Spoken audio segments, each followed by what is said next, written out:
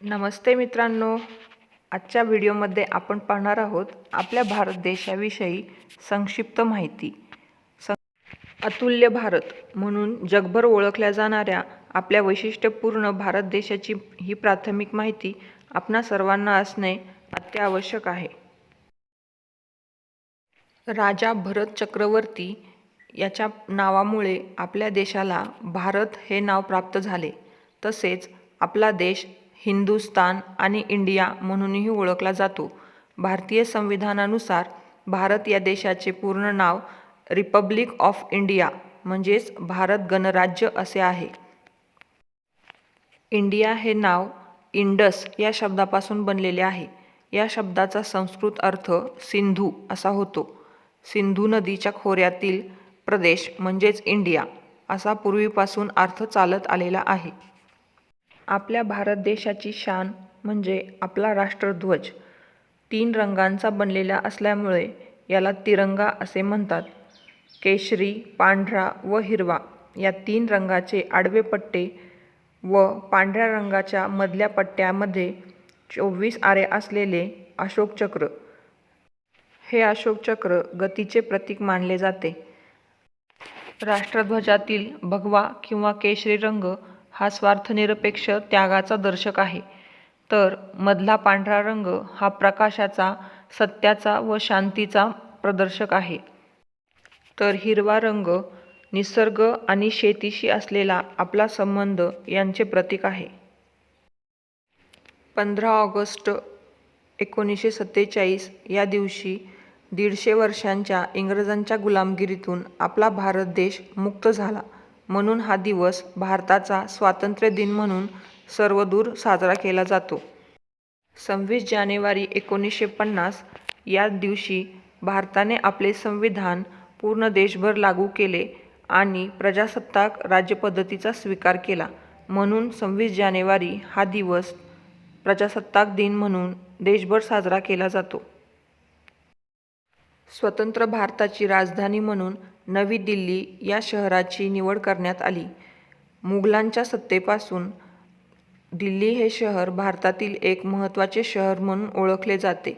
दिल्लीमधील लाल किल्ल्यावरून 15 ऑगस्ट स्वातंत्र्यदिना दिवशी ध्वजारोहण करण्यात येऊन आपल्या देशाचे पंतप्रधान देशाला संबोधित करतात. आपल्या देशाने राज्यपद्धती म्हणून संघराज्य शासन पद्धतीचा स्वीकार केलेला आहे. आपल्या भारत देशामध्ये सध्या 28 घटक राज्ये व 8 केंद्रशासित प्रदेश आहेत. 31 ऑक्टोबर 2019 पासून जम्मू आणि काश्मीर या राज्याचे 2 नवीन केंद्रशासित प्रदेश जम्मू आणि काश्मीर आणि लडाख असे बनवण्यात आलेले आहेत.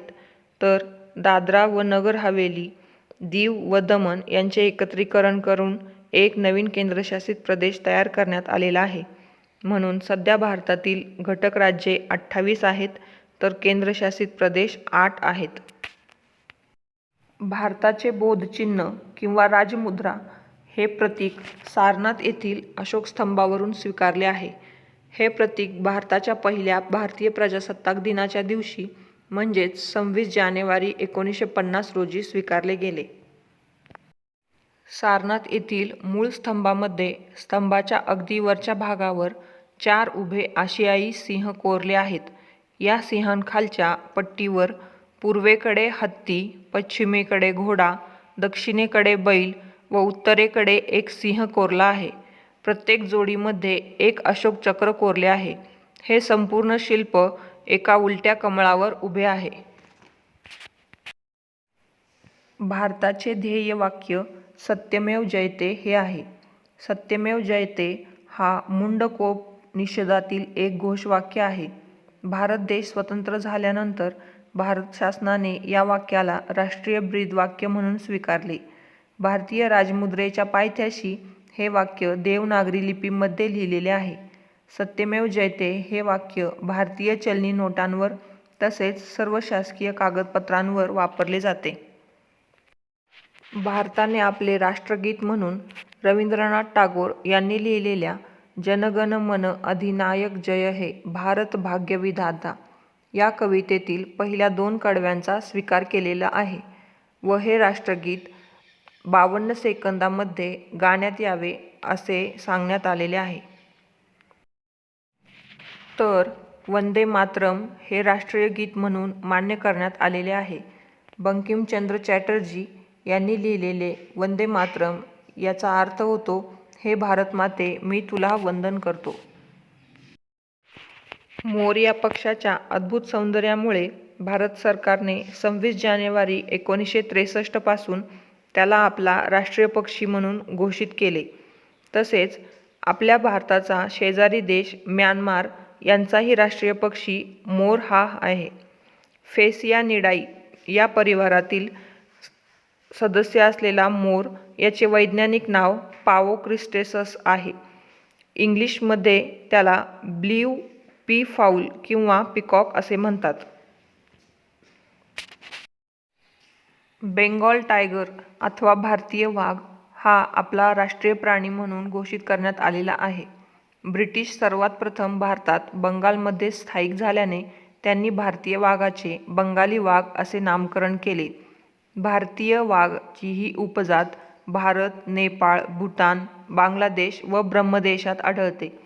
भारतातील विविध प्रकारच्या जंगलात त्याचे अस्तित्व आहे.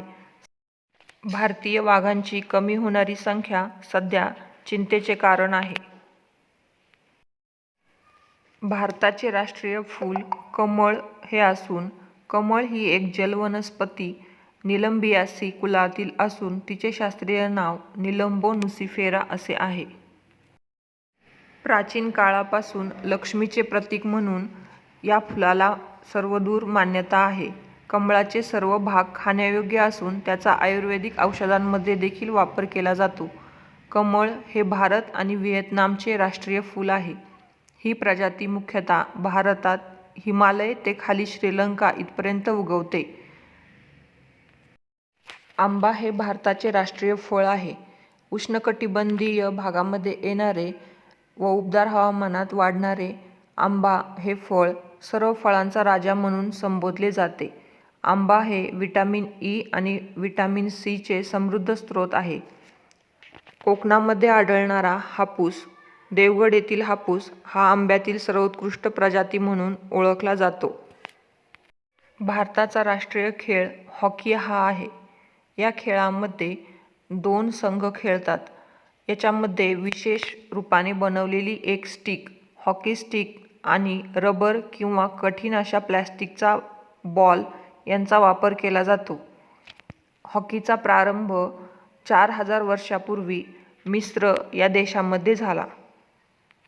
भारताची राष्ट्रभाषा हिंदी आहे. 14 सप्टेंबर 1949 रोजी भारतीय संविधानाने हिंदी या भाषेला राष्ट्रभाषेचा दर्जा देण्यात आला. भारत स्वतंत्र झाल्यानंतर 1950 मध्ये संविधानाच्या कलम 343 मध्ये बदल करून हिंदी देवनागरी लिपीमधील हिंदीला राजभाषेचा दर्जा दिला गेला. 14 सप्टेंबर 1953 ला सर्वात पहिल्यांदा हिंदी भाषा दिवस साजरा करण्यात आला.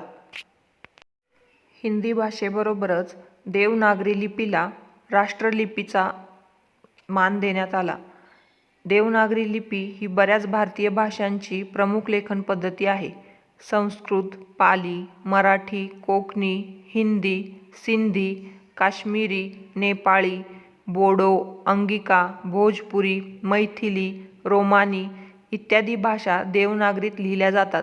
देवनागरी लिपी एकंदरीत देशातल्या व देशाबाहेरच्या एकूण 194 भाषांसाठी वापरली जाते. त्याचबरोबर राष्ट्रहित प्रणाली म्हणून भारताने अहिंसेचा स्वीकार केलेला आहे. जैन धर्माची मुख्य शिकवण असलेले अहिंसा हे तत्त्व यासाठी भारताने स्वीकारलेले आहे. 32,87,263 चौरस किलोमीटर भौगोलिक क्षेत्रफळ असलेला आपला भारत देश विविधतेने नटलेला आहे. तरीही त्यामधील एकता हेच त्याचे वैशिष्ट्य सांगता येईल.